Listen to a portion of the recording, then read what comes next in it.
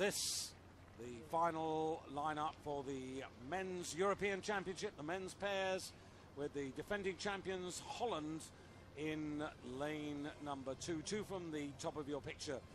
And furthest away, Poland, Gutowski and Godek, European gold medalist out of the 8. Next to them in lane number 2, here are the Dutch in the stroke seat, Michel Steenman and Rogier Blink in the bow. In lane number 3, Serbia qualified directly from the heats into this final, Nenad and Stoic. And then also the other partnership which qualified directly, France, Chardin and Mortillet. Hungary, 2 from the bottom of your picture when you see them at the start, Juhas and Simon. And the last crew to make the final, Italy's Marco Di Constanzo and Matteo Castaldo from Naples, this duo. But fascinating race here, the men's pairs, all eyes around the world to see who might emerge ultimately as a challenge to the great Eric Murray and Hamish Bond. But this is all about the European Championships, and there are the European champions. 29-year-old Michel Steenman on the left there in the stroke seat, 31-year-old Rogier Blink from Groningen in the bow seat. But this really interesting lineup here. There's a lot of talent in this boat. The Polish on the far side in lane 1, both European gold medalists out of the 8. Then the defending champions. Then Nikola Stoic in the Serbian stroke seat. Remarkable record. He's been on the podium in every European championship since 2007. And lane 4, one of only 2 French crews to actually make an Olympic final in London. And away we go. And the French runners-up, of course, silver medalists to Eric Murray and Hamish Bond in London. Yeah, winners of that Sydney World Cup too, and they're racing again later on here in the final of the 8, so they go head-to-head against the Germans. Stern pair of that, so they've got a tough old competition with this headwind. I bet they woke up praying for a tailwind, but traditionally fast start by the Italian Di Costanza and Castaldo on this near side. Yeah, they came 3rd in the heat. They were quite a way behind the French, about a length and a half at the finish line. Expect the conditions really to sort of even out through the middle 1,000 metres. It's the Italians who lead at the moment, but we know how strong the French are. We saw them in that Olympic regatta really hold off the British surge in the last 300 metres. So Chardin and Mortillet have got what it takes to go all the way down the course. Yeah, sharp start by the Italians, but a solid one by France. And also the Netherlands now have found their rhythm in lane 2, and they're right up there with the pace. And they were 5th, of course, in the Olympic Games. They came out of the Dutch 8 to form this partnership here, which proved so good in Varese last year, and that's the title they're looking to defend. Early in this first quarter now, 2 from the top of your picture, that's the Dutch, then Serbia directly into the final along with France. And then the one crew that really is struggling are the Hungarians in lane 5, Juhas and Simon. They've found this first quarter very tough. 500 metres, Italy holding on to the lead ahead of Serbia and the defending champions. Poland out on the far side in lane 1. Don't exclude them. No, but, you know, I mean, it's a fantastic race, isn't it? I think the Italians have gone out. The field's going to reel them in. They're starting to do that. Mortillet and Chardin there, just out, sort of in the yellow boat, just one away from the Italians. They look really smooth, actually. They're sort of relaxed. They've got a beautiful style of rowing. They used to be a bit more high rating, I think. You know, I've seen them race the New Zealanders back in Poznan in, I think, 2000 and oh dear, 2005, 6, 7. Yeah, they had I think it was a Norwegian. It was before Beijing, and they were rowing over at 40 strokes a minute. You know, Daniel Fauché, their coach, has smoothed them out now. The Italians, who came out of last year's European 4, and this is a tall task for them. But of course, the French what a pedigree, because they came out of the World Championship in Carapiro in 2010. The plan for the French, I mean, we see the Serbians now. We're talking of, you know, Stojic and Bednik from the Partizan club, I think, in Belgrade. You know, really putting a big move down in the second quarter.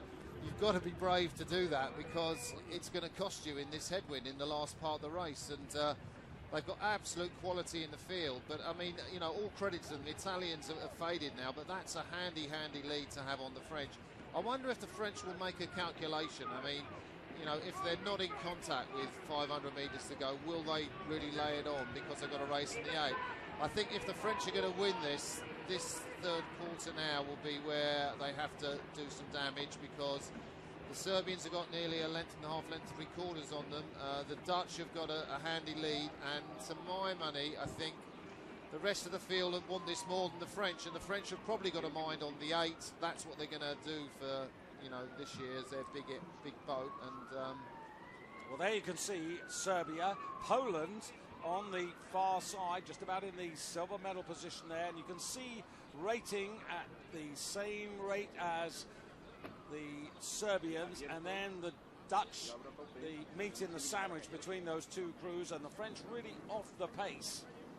Well, it's interesting, you know, the Poles and the Dutch both came through the repechage event on Saturday, and the Dutch beat the Poles in that event. They led them at 1,500 metres, so the Poles have got 750 metres to go. So, you know, in a sense, we know it's going to be close between them. I just think it's such a brave move by the Serbians. They do like to go out quickly. I haven't seen them actually noted for their fast finish, but they've been really brave in this, haven't they, in that second quarter. Yeah, and Nikola Stojic in the stroke seat, no stranger to success in the European Championships. He won this title back in 2007 with Goran Jagar, and trying to regain it at the age of 37. Yeah, but he was third last year behind Blinken Stevenens. So yeah, the Dutch, you know, they've beaten the Serbians already quite comfortably. It's not a great skull from the Dutch and their coach, Titus Weshed, who really expect them to sort of put in a better performance than this. 500 metres to go. Indeed, the final quarter of the men's pairs at the European Championships, and Serbia with clear water over Poland on the far side. The defending champions disappointing back in third, and the Olympic silver medalists from last year, Germain Chardin and Dorian Mortelet, not in sight at the moment, and that is disappointing. I think it's disappointing because the lineup promised so much more. Yeah, the lineup, I think they're just thinking about the 8, really. They've had a look at this and they've decided it's not for them in there. I think it just shows where their heads are at, really. And that's why the French aren't too close. So if anyone's watching this and thinking the French are having a bad row, well, it's just the mental attitude. You know, the Serbians now getting tied up in the 40 strokes a minute, and I think that's a winning race lead. I don't think the Poles are going to come back on them, but it's a great silver medal if Poland can hang on to that. Yeah, big guys in that Serbian boat. Nenad Bedek, who's in the bow there, all meter 202, and Nikola Stojic, pretty tall, 198, both of them from Belgrade, and they've done well. They've had a positive attitude about this race the whole way through, and they've been strong physically, they've been strong mentally. Poland have also shown good flair and good gutsy effort there. The Dutch are disappointing, and I have to say, even though the French may think that, okay, the 8 is their big boat, I'm still disappointed to see them really not in contention at all. Now they're coming in front of us now, and Serbia, who went through 1,500 metres in 5:15.35, coming up to take this title in the men's pairs ahead of Poland, and a little wave before the finish line.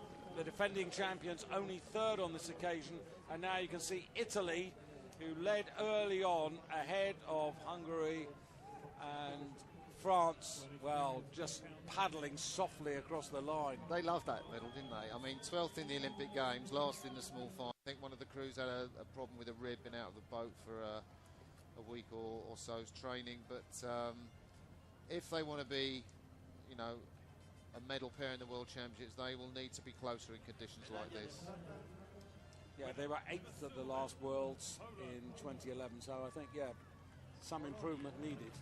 Yeah, again, you don't know what the training's doing, but these the two Polish rowers, I mean, I guess their aim would be to try and get in the Polish 8, which is, you know, the top boat, but they're probably going to come away with a better medal from this than the Polish 8. We'll wait and see, because it'll be close, I think, between Poland and France for the silver medal, if it's expected Germany do win this event. But they showed maturity, didn't they? Well, they are mature. I mean, they're both in their early 30s. They both had success, as you say, at European level in the 8. But on the day, take nothing away. You beat whoever turns up, and they beat them well. And Nikola Stoic and Nenad Bedik, the slightly taller man is Bedik, who was in the bow, 23 years of age, 14 years younger than the experience of Nikola Stoic, who regains the men's pairs title that he won back in 2007 with Goran Yagar. What an achievement. Yeah, well, I mean, you know, experience has got to count for something, and the way they took that race on in the second 500 metres, I mean, it was very brave, really, in a field of that quality, and maybe they calculated, you know, the French who didn't medal, you know, we're going to be more hungry for it. So, the gold medal in the men's pairs goes to Serbia.